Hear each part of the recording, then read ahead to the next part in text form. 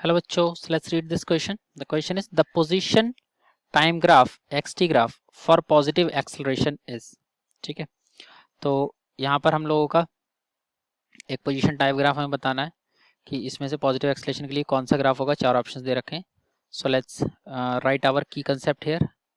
तो जो हमारा की कंसेप्ट रहने वाला है, की कंसेप्ट ये है, की कंसेप्ट है हमारा a is equal to d square x over d t square. ठीक है, एक्सेलरेशन जो होता है वो हमारा पोजीशन का डबल डिफरेंशिएशन होता है. ठीक है, या फिर इसको हम लोग ऐसे भी लिख सकते हैं, it is equal to d v over d t. एक ही चीज़ होती है. ओके, और हमारा v जो होता है वो होता है हमारा d x over d T. इसको अगर हम लोग सॉल्व करें तो v जो होता है वो होता है हमारा d x over d T.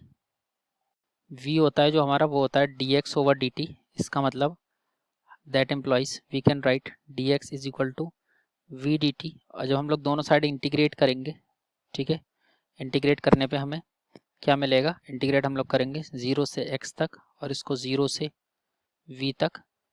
तो यहाँ से हमें मिलेगा x, इसका इंटीग्रेशन आएगा dx का 0 से x तक, और ये v हमारा कांस्टेंट है तो इसका इंटीग्रेशन आएगा v टू t, और ये आ जाएगा 0 से v तक.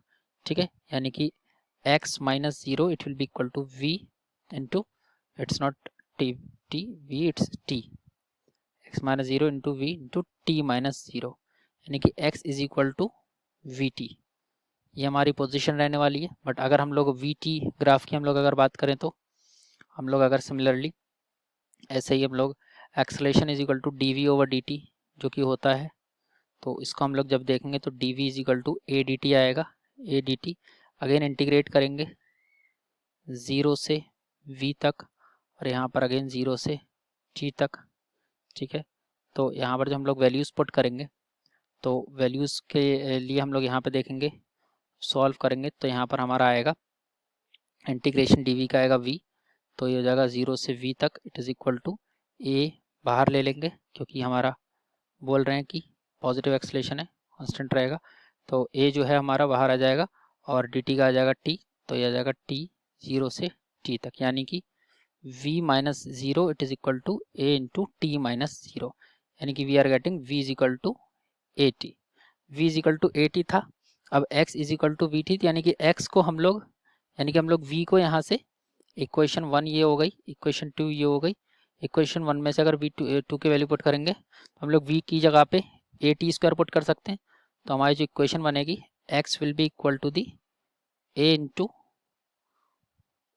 टी, ए टी वी की जगह पे आएगा इंटू टी, तो हो जाएगा a into t, a into t into t, यानी कि x is equal to a t square.